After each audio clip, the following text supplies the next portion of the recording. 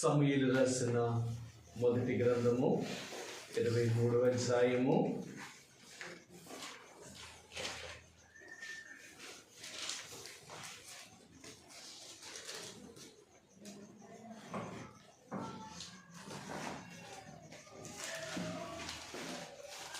23వ అధ్యాయము 2వ వచనాన్ని మనం కలిసి చదువుకుందామండి. 2వ వచనాన్ని మనం కలిపి చదువుదామండి. నాతో కూడా చదవలేని వారు కలిసి చదవడానికి ప్రయత్నం చేయండి. అంతట దావీదు, నేను వెళ్ళి ఈ ఫిలిష్తీయులను హతము చేయుదునా అని యెహోవా యొద్ద విచారించగా, యెహోవా నీవు వెళ్ళి ఫిలిష్తీయులను హతము చేసి కీయులను రక్షించమని దావీదుకు సెలవిచ్చెను. మరొక మాట చూద్దామండి. 11వ వచనాన్ని కూడా నాతో కూడా కలిసి చదవడానికి ప్రయత్నం చేయండి. 23వ అధ్యాయంలోనే 11వ వచనాన్ని మరలా కలిపి చదువుదాం. కీయుల జనులు నన్ను అతని చేతికి అప్పగించగా నీ దాసుడైన నాకు వినబడినట్లుగా సౌలు దిగి వచ్చిన ఇశ్రాయేలు దేవా, యెహోవా దయచేసి నీ దాసుడైన నాకు దానిని తెలియచేయమని ప్రార్థించగా అతను దిగి వచ్చినని యెహోవా సెలవిచ్చెను. ఈ రాత్రికాల సమయంలో చదవబడిన లేఖన భాగాన్ని దేవుడు దీవించునుగాక. మరి ప్రార్థనలోనికి మనం వెళ్ళే ముందుగా ఎలాగో ప్రార్థించాలి, మరి ఎలాగో మనం ఉండి ప్రార్థిస్తే దేవుడు మన ప్రార్థన అంగీకరిస్తాడు. ఈ విషయాలు మనం ప్రతిసారి కూడా ప్రార్థన కొడుకు వచ్చినప్పుడల్లా మనం జ్ఞాపకం చేసుకుంటూ ఉంటున్నాం. రెండవదిగా ఏ విషయాలు దేవుణ్ణి ప్రార్థించాలి, ఏ విషయాల గురించి మనం దేవుణ్ణి అడగాలి అనే విషయాలు కూడా మనం ఎన్నోసార్లు జ్ఞాపకం చేసుకుంటూ వస్తున్నాం. ఈ రాత్రికాల సమయంలో దేవుడు ఇప్పటికే నా ప్రార్థనను అంగీకరించి ఆయన ఎంతగానో మనకి సహాయం చేసి ఎన్నో సమస్యల నుండి, ఎన్నో ఆర్థికమైన ఇబ్బందుల నుండి, ఎన్నో కష్టాల నుండి, లేక ఎన్నో ప్రతికూలమైన పరిస్థితుల్లో నుంచి దేవుడు మనకు సహాయం చేసి మనకి ఇప్పటికీ దేవుడు ఎన్నో రకాలుగా మనకి మరి ఆయన చూపిన కృపలన్నిటి బట్టి మనం దేవుడి కృతజ్ఞతాస్తుతులు చెల్లించడమే కాక మరలా మనం ఏ రీతిగా ప్రార్థించేవారిగా ఉండాలి. మనకి ఎక్కువగా ప్రార్థనలోకి వెళ్ళే ముందుగా చాలాసార్లు ప్రార్థన అంటే ఏదో మన కొరకు మనం ప్రార్థించుకోవడమే కాదు, కానీ ఇతరుల యొక్క క్షేమాభివృద్ధి కొరకు మనం ఎప్పుడైతే ప్రార్థించగలుగుతామో అప్పుడే మనం ఎక్కువగా దీవించబడడానికి లేక దేవుడి ద్వారా సహాయం పొందడానికి మనకు ఎంతో దేవుడు సహాయం చేయగలిగిన వాడు ఉంటాడు. మీ అందరికీ తెలుసు, కీర్తన గ్రంథంలో దావీదు మహారాజు 122వ కీర్తనలో ఆయన అంటాడు, యెరూషలేము యొక్క క్షేమం కొరకు ప్రార్థన చేయడి. యెరూషలేమా, నిన్ను ప్రేమించు వారు వర్ధిల్లుదురు, వారి ప్రాకారముల మీద నిత్యము మరి నీ యొక్క సహాయం లేక నీ దీవెన మరి కలిగి ఉంటుంది అనే విషయాన్ని దావీదు మహారాజు జ్ఞాపకం చేస్తూ ఉంటాడు. ఆయన కాబట్టి ఎక్కువగా మన యెరూషలేము యొక్క క్షేమం కొరకు అనగా దేవుని యొక్క సంఘము, దేవుని యొక్క ప్రజల యొక్క క్షేమం కొరకు మనం ప్రార్థించే వారిగా ఉండాలని దేవుడు మనకు జ్ఞాపకం చేస్తూ ఉంటున్నారు. కానీ రాత్రికాల సమయంలో మనం కూడా ప్రభు యొక్క సన్నిధిలోకి వెళ్ళే ముందుగా దేవుని యొక్క సంఘం కొరకు లేక దేవుని యొక్క స్వరక్తించి సంపాదించుకున్న తన ప్రజల కొరకు మనం ఎంతగా ప్రార్థించగలుగుతామో అప్పుడే దేవుడు కూడా నా ప్రార్థనను అంగీకరించి సంఘం యొక్క క్షేమమే కాకుండా నీ వ్యక్తిగతంగా నీ కుటుంబంగా ఉన్న ప్రతి అవసరతను అక్కర్లను కూడా తీర్చగలిగిన వాడు. కాబట్టి రాత్రికాల సమయంలో క్రైస్తవుడిగా దేవుణ్ణి నమ్ముకున్న నీకు నాకు కలిగిన మరి ఈ అధికారము లేక ఈ యొక్క ప్రార్థన అనే శక్తి దేవుడు మనకు అనుగ్రహించినాడు. మనం ఎంతగా దేవుని యొక్క సన్నిధిలో ప్రార్థించగలుగుతామో అప్పుడే మన సమస్యలన్నింటి నుంచి కూడా మనం వెలుపలికి రాగలుగుతాం. మనం ఎంతగా ప్రార్థించలేకపోతూ ఉంటామో దేవుని యొక్క సన్నిధిలో ఎక్కువగా ప్రార్థించకపోవడం వల్లే దుష్టుడైన సాతానుడు అనేకమైన సమస్యలను, కలవరమైన పరిస్థితులను మనలో తీసుకుని వచ్చి నా జీవితంలో కానీ, కుటుంబంలో కానీ, సంఘములో కానీ అనేకమైన కలవరమైన పరిస్థితులు తీసుకొస్తూ ఉంటాడు. అందుకని మనం ఎప్పుడు కూడా మెలకువగా ఉండి ప్రార్థించవలసిన వారిగా ఉంటున్నామండి. మనం ఎంత మెలకువగా ఉండి ప్రార్థించగలుగుతామో దేవుడు అంతగా నీకు నాకు లేక సంఘమునకు సహాయం చేసి మన సమస్యల నుంచి విడిపించేవారుగా ఉంటారు ఆయన. కాబట్టి రాత్రికాల సమయంలో మనం ప్రార్థనకి వెళ్లే ముందుగా సమూయేలు రాసిన మొదటి గ్రంథము 23వ అధ్యాయములో దావీదు దేవుని దగ్గర విచారణ చేయడం ప్రారంభించినాడు. దావీదుకు చిన్ననాటి నుంచి లేక దేవుని ఎరిగిన నాటి నుంచి అతడు ఏది చేయాలనుకున్నప్పటికీ కూడా దేవుని దగ్గరికి వెళ్ళి అతడు ప్రార్థించి దేవుని యొక్క చిత్తాన్ని తెలుసుకొని అతడు ఏదైనా చేసేవాడు. ఏది చేయాలనుకున్నప్పటికీ కూడా దావీదు తన సొంత ఇష్టానుసారంగా తను ప్రవర్తించలేదు. తన కష్టం వచ్చినప్పుడు దేవుడి దగ్గరికే వెళ్ళాడు, తన సంతోషంగా ఉన్నప్పుడు కూడా దేవుడి దగ్గరికే వెళ్ళాడు.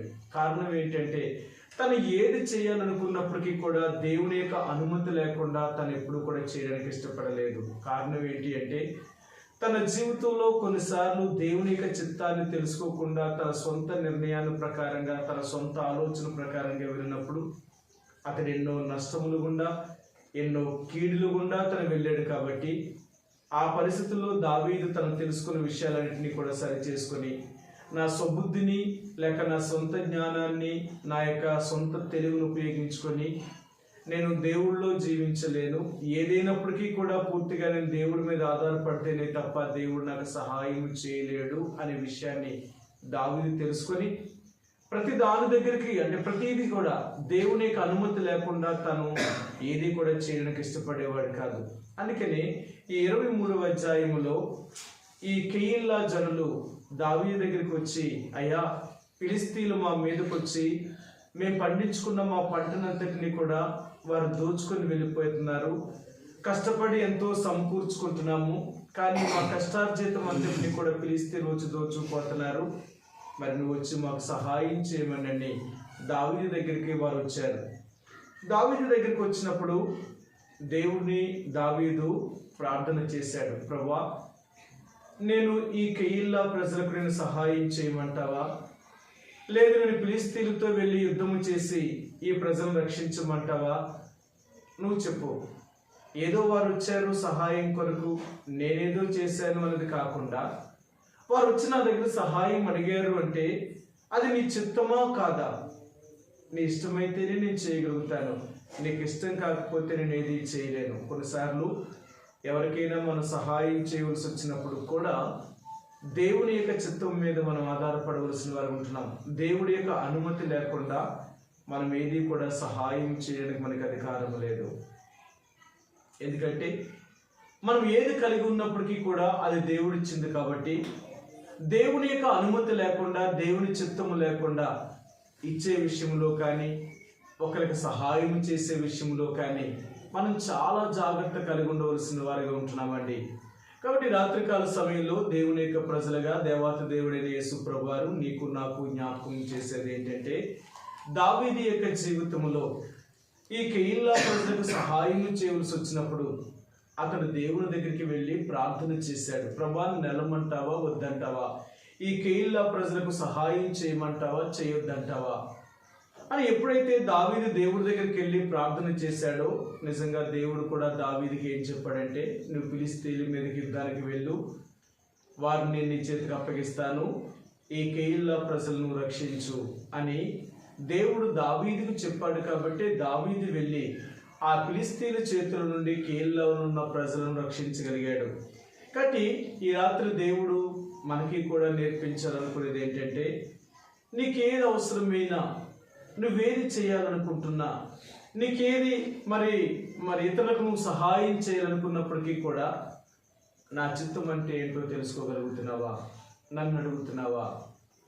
నా అనుమతి లేకుండా నువ్వేది చేయకూడదు, నా అనుమతి లేకుండా నువ్వేది చేయకూడదు, నా అనుమతి ప్రకారంగానే నువ్వేదైనా చేయాలి తప్ప నా అనుమతి లేకుండా నువ్వేది చేసినా అది నీ ఆత్మీయ జీవితానికి కానీ లేక శరీర సంబంధిత జీవితానికి కానీ ఎంతో నష్టాన్ని, కీడును, సమస్యలను తీసుకొచ్చేదిగా ఉంటుంది.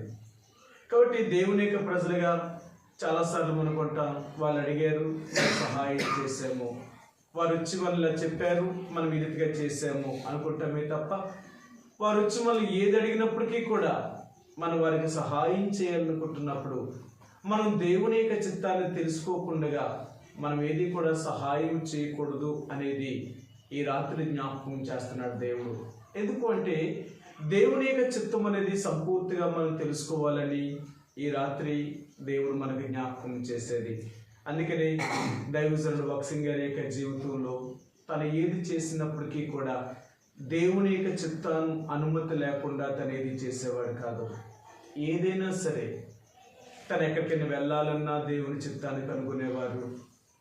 ఏ స్థలానికి ఏదైనా ఆయనకు అవసరాలు తీర్చబడాలన్నా అతని దగ్గర డబ్బు ఉన్నప్పటికీ కూడా ప్రభా నేను ఇలా చేయాలనుకుంటున్నాను, లేకపోతే నాకు అవసరము, నేను కొనుక్కోమంటావా, లేకపోతే నన్ను వెళ్ళమంటావా వద్దంటావా, ఎలా చేయమంటావా వద్దంటావా, అన్ని విషయాల్లో కూడా దైవజనుడు భక్సింగ్ గారు దేవుని యొక్క సహాయం మీద ఆధారపడడం వల్లే ఆయన ఒక విశ్వాస వీరుడిగా దేవుని యొక్క పరిచయంలో కానీ నేటి తరాల్లో మనకు ఒక మాదిరికరమైన జీవితాన్ని ఆయన ఉంచారు.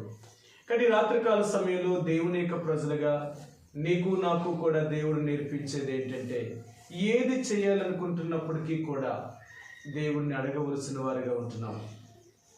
ప్రతిదానికి మనం దేవుడి చిత్తాన్ని తెలుసుకోవాల్సిన వారు ఉంటున్నాం. దేవుడి అనుమతి లేకుండా మనం ఏది చేయకూడదు.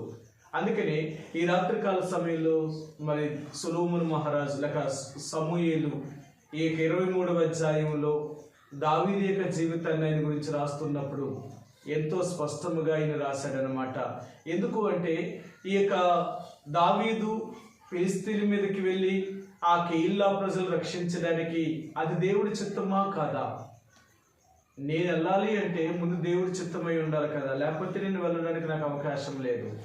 నేను క్రీస్తు చేత అంటే యేసు ప్రభువారి యొక్క లేక దేవుళ్ళలో బంధించబడిన వాడు, దేవుని యొక్క ప్రజలుగా రక్షించబడిన నీవు నేను కూడా క్రీస్తు యేసు యొక్క సైనికుడిగా లేక క్రీస్తు యేసు యొక్క ఒక ఖైదీగా లేక క్రీస్తు యేసు యొక్క ఒక ముద్రను ముద్రించబడిన వాడిగా ఉంటున్నాం మనం. అందుకని క్రీస్తు యొక్క ముద్రలను మనం ధరించుకొని ఉన్నాం కాబట్టి మనం ఏది చేసినప్పటికీ ఎక్కడికి వెళ్ళినప్పటికీ కూడా అది దేవుని యొక్క నామమునకు మహిమకరంగా కానీ దేవుని యొక్క నామానికి మరి తగినట్లుగా కానీ మనం ఉండవలసిన వారు ఉంటున్నాం. అందుకని ప్రతి చిన్న విషయంలో కూడా దేవుని మీద ఆధారపడడం అనేది దావీదుకి అదెంతో అలవాటైనది. అలాగ అవ్వడం వల్లే దావీదు ఎక్కడికి వెళ్ళినా ఏం చేసినా దేవుడు తన కార్యాలన్నింటినీ కూడా సఫలము చేస్తూ వచ్చాడు. అలాగే నా జీవితంలో కూడా ప్రతి చిన్నదానికి దేవుడి దగ్గర ఎప్పుడైతే మనం ప్రార్థించడం మొదలుపెట్టి ప్రభు యొక్క చిత్తాన్ని తెలుసుకోవడానికి ప్రయత్నం చేయగలుగుతామో అప్పుడే దేవుడు నిన్ను నన్ను కూడా ఆయన అభివృద్ధి పరచగలిగిన వాడు, ఆయన మనకి సహాయం చేయగలిగిన వాడు. కాబట్టి ఈ యొక్క కెయీలాలో ఉన్న ప్రజలు దేవుడిని ప్రార్థన చేసేటప్పుడు అంటే దావీదు దేవుడి దగ్గరికి వెళ్ళి అడిగినప్పుడు వెళ్ళమన్నాడు. కానీ ఈ కెయీలా ప్రజలే ఒక్కొక్కసారి దావీదునికి కీడు చేయాలని ప్రయత్నం చేశారు. కెయీలా ప్రజల్ని దావీదు ఎంతగానో కాపాడి ఫిలిష్తీయుల చేతిలో నుంచి రక్షించి వారికి ఎంతో సురక్షితంగా వారు నివసింపచేశాడు. వారి మధ్యనే దావీదును అతనితో ఉన్న 600 మంది వారి కుటుంబాలన్నీ ఇక్కడ కెయీలాలో ఉన్నప్పుడు ఈ కెయీలాలో ఉన్న ఈ ప్రజలు ఏం చేశారంటే సౌలుకు వర్తమానం పంపించారు. ఏమని? దావీదును అతనితో ఉన్న సైన్యం అంతా కూడా అతనితో ఉన్న వారందరూ కూడా మా దగ్గరే ఉన్నారు, నువ్వు వస్తే వారిని నీ చేతికి అప్పగిస్తాము అన్నారు. సరే సౌలు అన్నాడు, తప్పక నేను వస్తాను, దావీదుని మీరు పట్టుకొని ప్రాకారం నుండి బయటికి పోకుండా అతన్ని ఎలాగైనా మీరు భద్రం చేయండి, నేను వచ్చి దావీదుని చంపుతాను అని ఆ కెయీలాలో ఉన్న ప్రజలకు తెలియజేశాడు. ఈ విషయం దావీదుకి తెలిసింది. దావీదు నమ్మలేదు. ఎందుకంటే వీళ్ళెంతో కష్టంలో ఉన్నప్పుడు నేను వీరికి సహాయం చేశాను, ఇలాంటి వారు నాకు అపకారం తలపెడతారా, నాకు అపకారం చేయరు అని తన దగ్గర ఉన్న వాళ్ళు ఎంతమంది చెప్పినా నమ్మలేదు. సరే దేవుణ్ణి అడుగుదాం, ఇది అవునా కాదా అనేది, అది నిజమా కాదని తెలియజేసేవాడు దేవుడు. కాబట్టి దేవుడి దగ్గరికి వెళ్దామని దావీదు ఈ 23వ అధ్యాయంలో 11వ వచనంలో దేవుడి దగ్గరికి వెళ్ళి ప్రార్థన చేశాడు. ప్రభువా, కెయీలా ప్రజలు నన్ను సౌలు చేతికి అప్పగిస్తారా, అప్పగిస్తారా? ఎందుకంటే నువ్వు చెప్తే నేను నమ్ముతాను, నువ్వు చెప్తే నమ్ముతాను, అది నిజమా కాదా అని దావీదు దేవుడి దగ్గరికి వెళ్ళి ప్రార్థన చేసినప్పుడు దేవుడు దావీదుతో చెప్పాడు, నిజమే, ఏ ప్రజలకైతే నువ్వు ఉపకారం చేశావో ఈ కేయిలాలో ఉన్న ప్రజలు తప్పక నిన్ను సౌలు చేతికి అప్పగిస్తారు అని చెప్పారు. అప్పుడు దావీదు అన్నాడు, సరే మనం ఏం చేయమంటావు, అక్కడి నుంచి వెళ్ళిపో. కొన్నిసార్లు మనం ఉపకారం చేసిన వారే, మన ద్వారా మేలు పొందిన వారే మనకి కీడుని చేయాలనుకునేవారు. కానీ మనం నమ్మలేము, వీరెలా చేస్తారా, వీరైనా మన ఇలా చేసేది అని. కానీ మనుషులు కదా, మనిషి యొక్క స్వభావమే అలాంటిది. మేలు చేసిన వారికి మాత్రమే కీడు చేయగలిగిన వారు. కాబట్టి దావీదు ఏది తనకి ఎలాంటి కష్టం వచ్చినా, ఎలాంటి సమస్య వచ్చినా తన దేవుడి దగ్గరికి వెళ్ళే ప్రార్థన చేసేవాడు. ప్రతి చిన్నదానికి దేవుడి మీద ఆధారపడడం నేర్చుకున్నాడు. అందుకని దావీదు యొక్క జీవితంలో అలాంటి ప్రార్థనాపరుడుగా జీవించాడు. కాబట్టి తనకి ఎన్నో కష్టమైన పరిస్థితులు వచ్చినప్పుడు కానీ, తనకి ఎన్నో ఇబ్బందులు వచ్చినప్పుడు కానీ, ఎన్నో సమస్యలు వచ్చినప్పుడు కానీ అతడు దేవుని దగ్గరికి వెళ్ళి ప్రార్థన చేయడం వల్లే తన జీవితంలో అనేకమైన సమస్యల నుంచి దేవుడు వారికి పరిష్కారం చూపించాడు. మీరు ఈ అధ్యాయంలో చూస్తే ఒక్కొక్కసారి దావీదు యొక్క కాలంలో భయంకరమైన కరువు సంభవించిందనమాట. ఈ కరువు సంభవించినప్పుడు దావీదుకి ఏం చేయాలో అర్థం కాలేదు. అంటే ఏంటి, ఇంత భయంకరమైన కరువు సంభవించడానికి గల కారణం ఏంటి, ఎలాంటి పరిస్థితులు ఎందుకు వచ్చాయి అని దావీదు మరి దేవుడి దగ్గర విచారణ చేయడం ప్రారంభించాడు. ఎప్పుడైతే దేవుడి దగ్గర దావీదు ప్రార్థన చేయడం ప్రారంభించాడో ఆ కరువు ఎందుకు సంభవించిందో దేవుడు ఆయనకి తెలియచేశాడు. మీకు చూపిస్తాను ఆ మాటను. సమూయేలు రాసిన 2వ గ్రంథము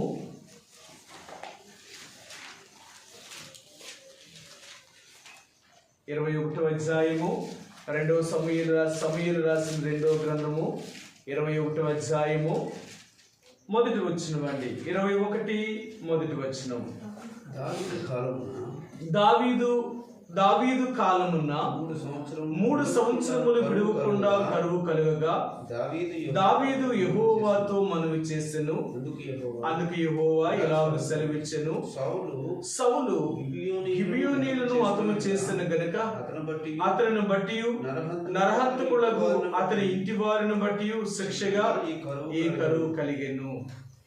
అతనికి 3 సంవత్సరాలు విడవకుండా తన దేశంలో కరువు సంభవించినప్పుడు దావీదు దేవుడి దగ్గరికి వెళ్ళాడు. ప్రభువా, ఎందుకు మేము ఏ పాపం చేశామని, మేమేం తప్పు చేశామని మమ్మల్ని ఇంత భయంకరమైన కరువు గుండా తీసుకెళ్తున్నావు? అసలు మేము చేసిన పాపం ఏంటో మాకు తెలియచేయండి అని దావీదు దేవుని దగ్గరికి వెళ్ళి ప్రార్థన చేశాడు. అప్పుడు దేవుడు అన్నాడు, దావీదా, ఇది నువ్వు కానీ నీ ప్రజలు చేసిన పాపము కాదు, కానీ నీకు ముందున్న సౌలు రాజు చేసిన పొరపాటు, అతని కుటుంబం వారు చేసిన తప్పిదమును బట్టే ఈ కరువు మీకు సంభవించింది అని దేవుడు చెప్పాడు. సరే, అప్పుడు దేవుడి దగ్గర అడిగాడు, ప్రభువా, మరి ఈ సమస్యను ఎలా పరిష్కరించాలి, ఏం చేయమంటావు అని అడిగారు. అప్పుడు చెప్పాడు, గిబియోనీయులను పిలిపించి వారికి జరిగిన నష్టాన్ని బట్టి వారు ఏం కావాలని కోరుకుంటారో అది వారికి పరిహారంగా నువ్వు ఇవ్వాలి అంటాడు ఆయన. సరే, గిబియోనీయుల దగ్గరికి వెళ్ళాడు దావీదు. మరి సౌలు మీకు చేసిన కీడును బట్టే ఈరోజు మా దేశానికి భయంకరమైన కరువు సంభవించింది. మరి ఈ కరువుకి అంటే మీ వల్ల మీకు కీడు జరగడం వల్లే మా మీదకి కీడుని దేవుడు రప్పించాడు. కాబట్టి ఈ కీడు మా మీద నుండి తొలగాలి అంటే మేము మీకు ఉపకారం చేయాలి. మా ద్వారా మీకు ఎటువంటి సహాయం కావాలో, ఎటువంటి మరి ఉపకారం కావాలో మీరు కోరుకోండి, అది మేము చెల్లిస్తాను అని దావీదు చెప్పినప్పుడు ఈ గిబియోనీయులు అన్నారు, మాకు భయంకరమైన కీడును అపాయాన్ని కలుగజేసిన ఆ సౌలు యొక్క కుమారులను మాకు అప్పగించండి, అదే దానికి పరిహాసము, అంతకంటే వేరొక మార్గం లేదని గిబియోనీయులు అడిగారు. సరే, సౌలు కుటుంబీకుల్లో వెతికినప్పుడు అప్పటికే చాలామంది మరణించారు. తన యొక్క దాసి ఉపపత్నికి పుట్టిన రిస్పాకు పుట్టిన పిల్లల్ని వారు తీసుకుని వచ్చి గిబియోనీలకు అప్పగించినప్పుడు ఒకే బండ మీద వారిని అందరినీ కూడా ఉరి తీసి చంపేశారు. ఆ కారణాన్ని బట్టి ఇశ్రాయేలు దేశంలో అంటే దావీదు యొక్క కాలంలో ఉన్న కరువు నిలిచిపోయి దేవుడు మరలా వారికి సహాయం చేయడం ప్రారంభించాడు. చూసారా? అంటే ఎందుకు దేవుడు ఈ విధంగా చెప్తున్నాడు అంటే, మన జీవితంలో ఏదైనా కీడు కానీ, నష్టము కానీ, ప్రమాదము కానీ, ఆపద కానీ సంభవించింది అంటే మొదట మనం దేవుడి దగ్గరికి వెళ్ళాలి. ప్రభువా, ఎందుకు మాకు ఇలాగ జరిగింది? ఇలాగ జరగడానికి గల కారణం ఏంటి? ఇలా జరగడానికి గల కారణం ఏంటి? మేమేం పాపం చేసాం? మేమేం తప్పు చేసాం? ఎప్పుడైతే మనం దేవుడి దగ్గరికి వెళ్ళి నిజంగా దేవుడి దగ్గర సరి చేసుకోవడానికి ప్రయత్నం చేయగలుగుతామో, మన దేవుడు ఎంతో స్పష్టంగా మనకి మన పాపమును లేక మన తప్పులను చూపించగలిగిన దేవుడు. ఎందుకంటే మనం ప్రేమించే దేవుడు కాబట్టి, మనం సరి చేయాలనుకునే దేవుడు. అందుకని నిజంగా మనం దేవుడి దగ్గరకు వచ్చి మనం దేవుడి దగ్గర ప్రార్థన చేయగలిగితే దేవుడు మన ప్రార్థనను అంగీకరించి మనకు కలిగిన కష్టముల నుండి కానీ, బాధల నుండి కానీ, అపాయాల నుండి కానీ, కరువుల నుండి కానీ, అనేకమైన సమస్యలన్నిటి నుంచి కూడా దేవుడు మనల్ని విడిపించగలుగుతాడు. కాబట్టి దావీదు యొక్క జీవితంలో తను నేర్చుకున్నది ఏంటి అంటే, తనకి ఏది సంభవించినప్పటికీ కూడా దేవుని దగ్గరికి వెళ్ళి ప్రార్థన చేయడం. ప్రభువా, ఇది ఎందుకు ఇలా జరిగింది? ఏం చేయమంటావు? ఇలాంటి పరిస్థితుల్లో నన్ను వెళ్ళమంటావా వద్దంటావా? నన్ను ఇప్పుడు ఏం చేయాలి చెప్పు అని దావీదు ప్రతిదానికి దేవుడి మీద ఆధారపడడం నేర్చుకున్నవాడు. దేవునికి ప్రార్థన చేయడం నేర్చుకున్నవాడు. అతను రాజు అవ్వకముందు అలాగే చేశాడు, రాజు అయిన తర్వాత కూడా అలాగే చేశాడు. తన దేవుడికి సన్నిధిలో కానీ, దేవుడి దగ్గర కానీ ఎప్పుడూ తను ప్రార్థించడం మర్చిపోలేదు. తనకి ఎన్ని సమస్యలు ఉన్నా, ఎన్ని అక్కర్లు ఉన్నా, లేక ఎలాంటి రాజ్య పరిపాలన చేస్తున్నప్పటికీ కూడా దావీదు దేవుని సన్నిధిని ఎప్పుడూ మర్చిపోయిన వాడు కాదు. లేక తన దేవుని యొక్క సన్నిధిలో గడిపే సమయాన్ని ఎప్పుడు కూడా ఆయన నిర్లక్ష్యం చేసిన వాడు కాదు. అందుకనే దావీదు అంటాడు, ప్రభువా, నేను ఉదయమున, మధ్యాహ్నమున, సాయంకాలమున నేను ప్రతిరోజు నీకు నేను మొరపెడుతున్నాను. దినమునకు 3 మార్లు నేను నీకు ప్రార్థన చేయించున్నాను అంటాడు. తనకి ఎన్ని సమస్యలు ఉన్నప్పటికీ కూడా, ఎంత బాధ్యత కలిగిన వాడైనప్పటికీ కూడా తన దేవుని యొక్క సన్నిధిలో ఆ రీతిగా ప్రార్థన చేయడం తను అలవర్చుకోగలిగినాడు. అలాగ అలవర్చుకోవడం వల్లే తన జీవితంలో ఎన్నో సమస్యలకు పరిష్కారం కూడా అతని దగ్గర దొరికింది, దేవుడి దగ్గర దొరికింది. అందుకని ఈ రాత్రి దేవుడు అంటున్నాడు, నా సమస్యలకు పరిష్కారం ఎక్కడుంది అంటే దేవుడి దగ్గర ఉంది. అది ఏదైనా సరే మనం దేవుడి దగ్గరికి వెళ్ళి, ప్రభువా, నా పరిస్థితులు ఇలాగ ఉన్నాయి, నా సమస్యలు ఇలాగ ఉన్నాయి, నేను ఇలాంటి అక్కర్లో ఉన్నాను, లేకపోతే ఇలా చేయాలనుకుంటున్నాను, లేకపోతే ఇలా వెళ్ళాలనుకుంటున్నాను, అది నీ చిత్తమా కాదా, నేను చేయమంటావా వద్దంటావా అని మనం నిజంగా దేవుడి దగ్గరికి వెళ్ళి ప్రార్థన చేసినప్పుడు దేవుడు తప్పక దాని గురించి తెలియచేసేవాడు. ఎందుకంటే మన దేవుడు మాట్లాడే దేవుడు, మన దేవుడు వినే దేవుడు, మన దేవుడు చూచే దేవుడు. కాబట్టి మనం ఏది అడిగినప్పటికీ కూడా ఆయన మనకి జవాబుని ఇవ్వగలిగిన దేవుడు. అందుకని దావీదు యొక్క జీవితంలో ఈరోజు మనం నేర్చుకోవాల్సింది ఏంటంటే, తను ఏది చేయాలనుకున్నప్పటికీ కూడా దావీదు దేవుని దగ్గరికి వెళ్ళి విచారణ చేయడం ప్రారంభించాడు, ప్రార్థన చేయడం నేర్చుకున్నాడు. ఆయన ఏదైనప్పటికీ కూడా ప్రతిదానికి దేవుడి దగ్గరికి వెళ్ళి ప్రార్థన చేసేవాడు. ప్రభా, ఇలాగుంది నా పరిస్థితి, నన్ను ఏం చేయమంటావు? ప్రభా, సౌలు నన్ను తరుముతున్నాడు, ఇక్కడ నన్ను ఎక్కడికి వెళ్ళిపోమంటావు? మరి ఇలాంటి పరిస్థితుల్లో నాకు మరి కష్టం వచ్చింది, ఇది దేనివల్ల కలిగింది? లేక ఇలాంటి కరువులో ఉన్నాను, ఇది దేనివల్ల వచ్చింది? ఇలా అన్ని విషయాలకి దావీదు దేవుడి మీద ఆధారపడడం నేర్చుకున్నాడు. అందుకనే దావీదు యొక్క కాలంలో అతడు సుఖంగా, అతని దేశం సుఖంగా, అతని ప్రజలంతో సంతోషకరంగా జీవించాడు. ఈరోజు అంటున్నాడు, నిన్ను బట్టి, నన్ను బట్టి మన కుటుంబము కానీ, సంఘము కానీ, సమాజము కానీ బాగుండాలి అంటే వ్యక్తిగతంగా మనం దేవుడి యొక్క చిత్తాన్ని ఎంతవరకు తెలుసుకోగలుగుతున్నాం, దేవుడి మీద మనం ఎంత ఆధారపడగలుగుతున్నాం, ప్రతి చిన్నదానికి దేవుడి దగ్గరికి వెళ్తున్నామా, దేవుడి మీద ఆధారపడడం నేర్చుకున్నామా, దేవుడిని అడుగుతున్నామా? అందుకని దేవుడు అంటున్నాడు, అనేక సార్లు మీరు అడగకపోవడం వల్లే నేను మీ ప్రార్థనను లేక మీ మనవి నా దగ్గరికి రాకపోవడం వల్లే నేను మీకు సహాయం చేయలేదు అంటాడు. ఇర్మియా గ్రంథము 29వ అధ్యాయంలో ఇశ్రాయేలు ప్రజల గురించి ఇర్మియా ఈ మాటను ఆయన జ్ఞాపకం చేస్తూ ఏం చెప్పాడో మీకు చూపిస్తాను. 12వ వచనమండి. 29వ అధ్యాయము. మీరు నాకు మొరపెట్టుదురే అని, మీరు నాకు ప్రార్థన చేయొచ్చు వత్తిరే అని నేను మీ మనవి ఆలకింతును. ఆయన అంటున్నాడు, మీరు నాకు మొరపెట్టుదురే అని, మీరు నాకు ప్రార్థన చేయొచ్చు వత్తిరే అని నేను మీ మనవిని ఆలకించాలనుకుంటున్నాను. నువ్వు నా సన్నిధిలో ప్రార్థించాలనుకుంటున్నావా? నువ్వు నాకు మొరపెట్టాలనుకుంటున్నావా? అనేక సార్లు దేవునికి బిడ్డలుగా మనం దేవునికి ప్రార్థించలేని వారము, దేవుని దగ్గర మొరపెట్టలేని వారము. అనేక సార్లు మన సొంత ఇష్టానుసారంగా మనం ప్రవర్తించాలనుకుంటున్నాం. అది దేవుడి చిత్తమా కాదా అనేది కూడా మనం గుర్తించలేని పరిస్థితులు. అందుకని అనేకమైన సమస్యలు మనం చుట్టుపడుతున్నాయి. అనేకమైన కలవరమైన పరిస్థితులు మన వ్యక్తిగతంగాను సంఘముగాను మన జీవితంలో నెమ్మది లేని పరిస్థితులు కూడా తీసుకెళ్తున్నాయి. వీటన్నిటికీ గల కారణం ఏంటి అంటే మనం దేవుని యొక్క చిత్తాన్ని తెలుసుకోకపోవడమే, దేవుని యొక్క సహాయాన్ని అడగకపోవడమే. ప్రభువా ఇలా చెయ్యాలా వద్దా అని దేవుణ్ణి అడగకపోవడం వల్ల ఎన్ని సమస్యలు, చిన్నదే కావచ్చు. అనేక సార్లు దేవుని యొక్క ప్రజలు దేవుణ్ణి అడగకపోవడం వల్ల వారు ఎన్నో ప్రమాదకరమైన పరిస్థితుల్లో చిక్కబడవలసి వచ్చింది.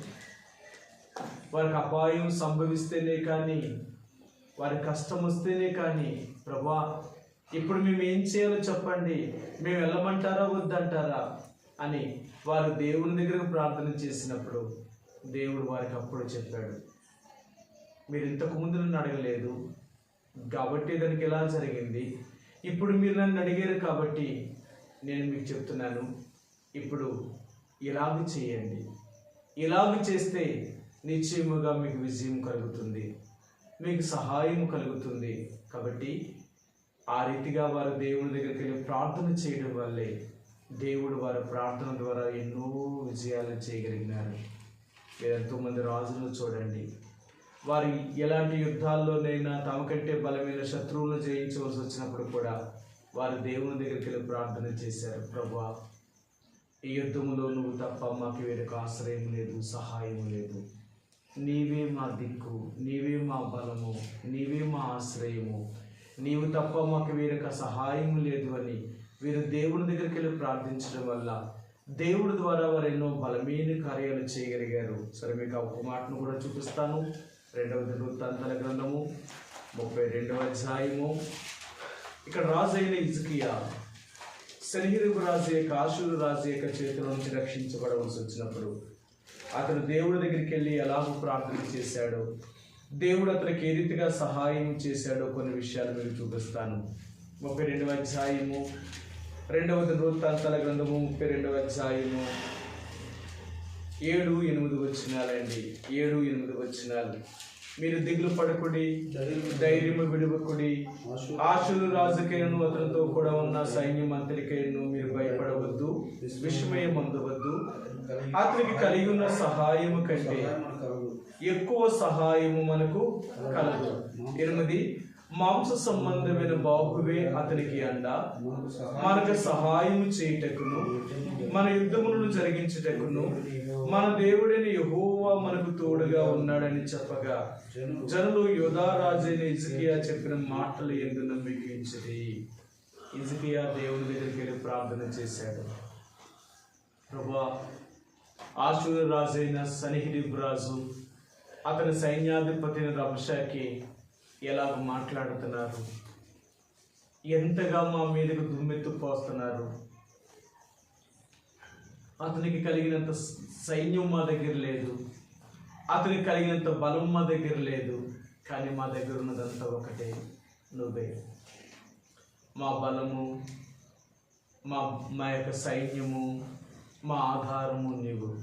అందుకనే నీ దగ్గరికి వచ్చి మేము మొరపెడుతున్నాం, మాకు సహాయం చేయండి అని హిజ్కియా దేవుని దగ్గరికి వెళ్ళి ప్రార్థన చేసినప్పుడు దేవుడు హిజ్కియా కబురు పంపించాడు, రబషాకే పలికిన అతని మాటలు కానీ, ఆషూరు రాజైన సన్హెరీబు రాజు పలికిన అతని యొక్క మాటలు కానీ నేను విన్నాను. నువ్వు భయపడవద్దు, అతనికి సైన్యం ఉండొచ్చు, అతనికి బలం ఉండొచ్చు, అదే కదా అతనికి ఆధారం. సరే, నేను ఈ దేవుడును కాబట్టి నీకు సైన్యము లేదు, బలము లేకపోయినా నేనే నీకు బలము కాబట్టి, ఏ సన్హెరీబు రాజు అయితే నీ మీదకి దండెత్తుకొని దేన్ని చూసుకుని వచ్చాడో అది లేకుండా నేను చేస్తాను అతన్ని. మీరు చూస్తే 185,000 మంది పడుకున్నట్టుగానే చనిపోయారు ఆషూరు రాజు యొక్క సైన్యంలో ఉన్న సైనికులు. యుద్ధము దేవుడు చేశాడే తప్ప ఈ యొక్క హిజ్కియా యుద్ధం చేయలేదు. ఆ తర్వాత జరిగిన పరిస్థితులను చూస్తే దేవుడు ఈ ఆషీరీల యొక్క సైన్యం అంతటినీ కూడా వారిని కలవరపరిచి వారంతటి వారు నాశనం అయిపోయేలాగా దేవుడు చేశాడు. అంతే, మన శత్రువులు చెదిరిపోవాలి అనుకుంటే మనం దేవుడి దగ్గరికి వెళ్ళి ప్రార్థన చేయగలిగితే చాలు. మనం దేవుడి దగ్గరికి వెళ్ళి ఎంతగా మనం ప్రార్థన చేయగలుగుతామో మన శత్రువులను చెదరగొట్టగలిగిన వాడు దేవుడు, మనం కాదు. అందుకని మనం ఎప్పుడు కూడా దేవుని యొక్క సహాయం మీద ఆధారపడవలసిన వారు. మనం దేవుడి దగ్గరికి వెళ్ళి ప్రార్థన చేయడమే మన పని, ఇంకెందుకంటే నువ్వేం చేయకూడదు. నువ్వు చెప్పు నీ దేవుడికి, ప్రభా నా పరిస్థితుల్లాగా ఉన్నాయి, దేవా నా సమస్యల్లాగా ఉన్నాయి, నా శత్రువులు నన్ను ఈ రీతిగా చుట్టుముట్టారు, ఇలాంటి పరిస్థితుల్లో నాకెవరు సహాయం చేయగలుగుతారు, నాకెవరు తోడుగా ఉన్నారు, నీవు తప్ప నాకు ఇంకొకరు లేరు అని ఎప్పుడైతే నువ్వు మనం దేవుడితో చెప్పుకోగలుగుతామో మన దేవుడే మన కార్యములను సఫలము చేసేవాడు. ఎవరి గురించి అయితే నువ్వు దేవునికి ప్రార్థన చేయగలుగుతున్నావో, నీ రహస్యం ముందు చూసి నీ తండ్రికి నువ్వు ప్రార్థన చేయగలిగితే నీ సమస్యలను పరిష్కరించగలిగిన వాడు దేవుడు. అది ఎలాంటి పెద్ద సమస్య కానీ. అందుకన్నాడు, విశ్వాసముతో నువ్వు నన్ను ప్రార్థన చేస్తే ఎంత పెద్ద సమస్య అయినా సరే అది నేను తొలగించగలుగుతాను. ప్రార్థనకున్న శక్తి ఏంటంటే ఎంత పెద్ద సమస్యనైనా తొలగించగలుగుతారు. ఎందుకంటే దేవుడు మనకిచ్చిన ఆయుధమే అది. ఒక క్రైస్తవుడిగా, ఒక దేవుడిని నమ్మిన బిడ్డగా నీకు నాకున్న ధైర్యం ఏంటంటే ఆ ప్రార్థనే. అదే మన ధైర్యం. ఎందుకంటే మనకేమీ లేదు. లోకంలో ఉన్నట్లు డబ్బు కానీ, పేరు కానీ, అధికారము కానీ, హోదా కానీ మనకేమీ లేకపోవచ్చు. కానీ మనకున్న ధైర్యం ఏంటంటే మన దేవుడు. మీ అందరికీ తెలుసు, 1 యోహాను రాసిన పత్రిక 5వ అధ్యాయము 14వ వచనం అంటాడు, ఆయనను బట్టి మనకు కలిగిన ధైర్యం ఏదనగా ఆయన చిత్తానుసారంగా మనం ఏదడిగినను ఆయన మన మనవి ఆలకించున్నది. ఆయనను బట్టి మనకు కలిగిన ధైర్యం ఏంటి అంటే ఆయన చిత్తానుసారంగా ప్రార్థించడమే. అది మన ఆయుధం. ఈరోజు దేవుని యొక్క బిడ్డలుగా నా ఆయుధం ఏంటి అంటే ప్రార్థన. ఎందుకంటే వేరే ఆయుధం మనకేమీ లేదు. ఎల్లప్పుడూ మనం ప్రార్థన చేస్తూ ఉండవలసిన వారమే. ఎలాంటి సమస్యలు వచ్చినా, ఏది చేయాలనుకున్నా, ఎక్కడికి వెళ్ళాలనుకున్నా మనం దేవుని యొక్క చిత్తాన్ని సంపూర్తిగా మనం ఆధారపడి దేవుని ప్రార్థించినప్పుడే దేవుడిని నా ప్రార్థనలు అంగీకరించి తప్పక సహాయం చేయగలిగిన దేవుడు ఆయన. అందుకని ఈ రాత్రికాల సమయంలో దేవాతి దేవుడిని యేసు ప్రభువారు నీకు నాకు నేర్పించేది ఏంటంటే, ఆయన అంటున్నాడు, ఈ రాత్రి దేవుడు మనకు జ్ఞాపకం చేసేది ఏంటంటే అన్ని సమయంలో దేవుని దగ్గరికి వెళ్ళి ప్రార్థించడం నేర్చుకో. అది దావీదు జీవితంలో నేర్చుకున్నది ఒకటే. ఏదైనా సరే ఒకరికి సహాయం చేయాలన్నా దేవుడి దగ్గరికి వెళ్ళాడు.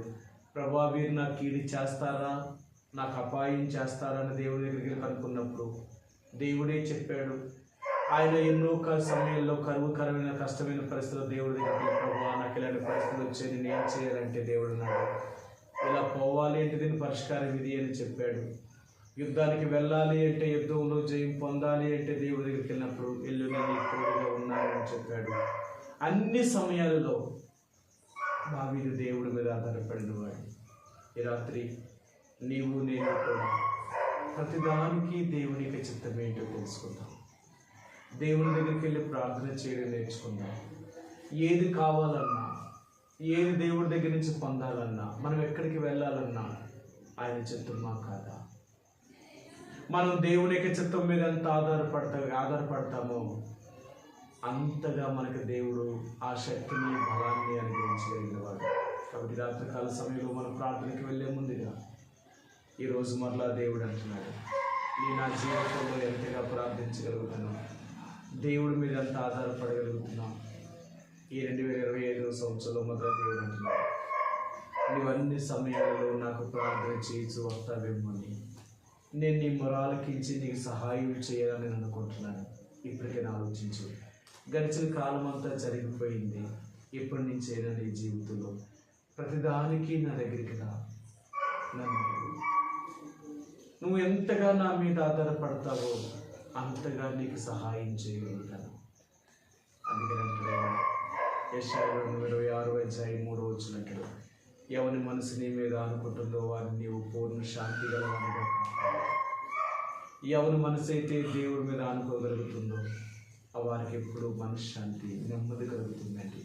ప్రశాంతమైన జీవితాన్ని దేవుడు ఇవ్వగలుగుతున్నాడు. కాబట్టి మనం దేవుడి మీద ఆధారపడడం నేర్చుకుందాం.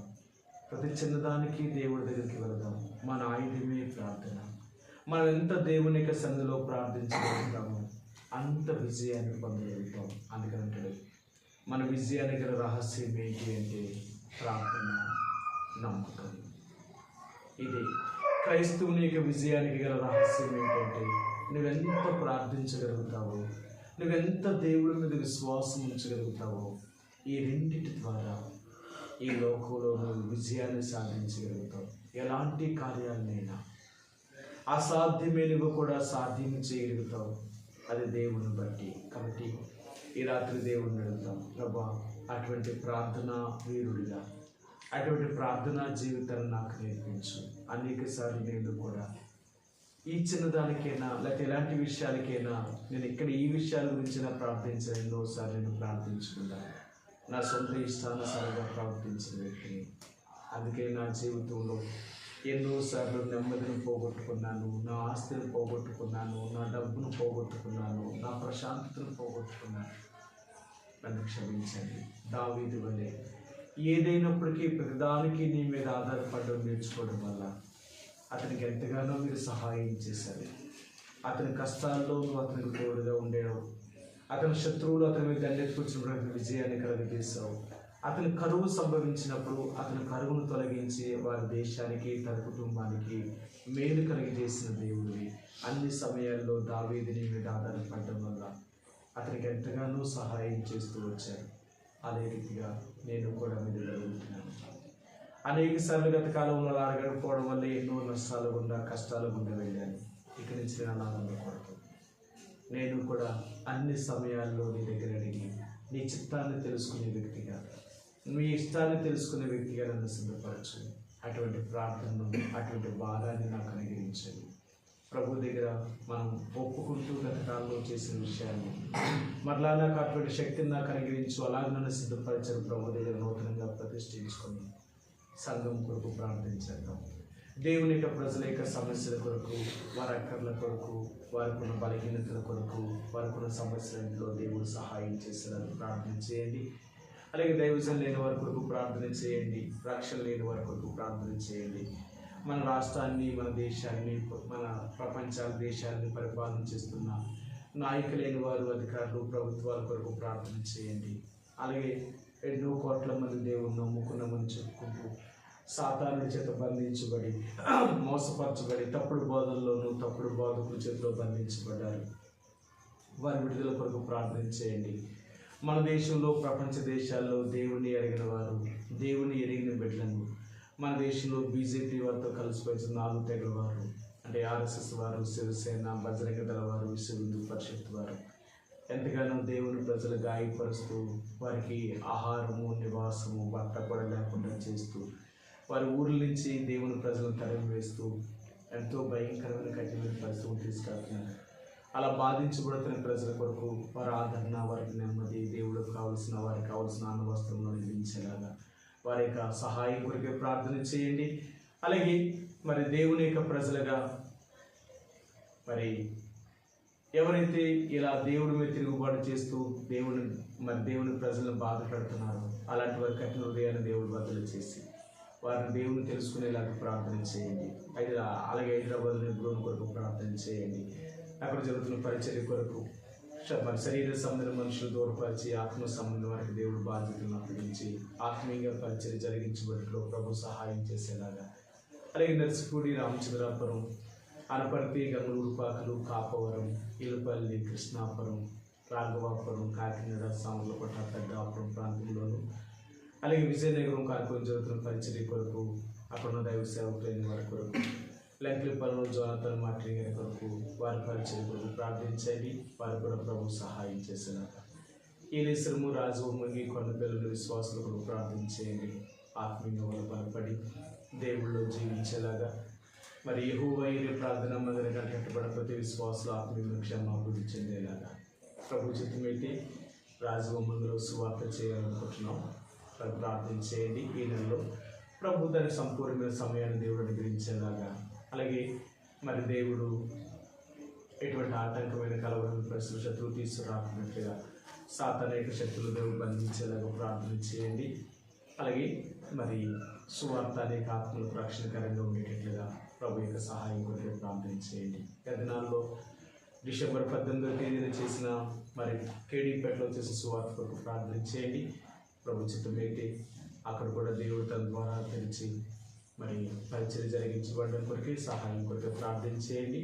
సభ్యులు సామాన్ రాజు కూడా దేవుడు సిద్ధపరిచేలాగా, అటువంటి ఆత్మ భారం కూడా దేవుడు దయచేసేలాగా ప్రార్థన చేయండి.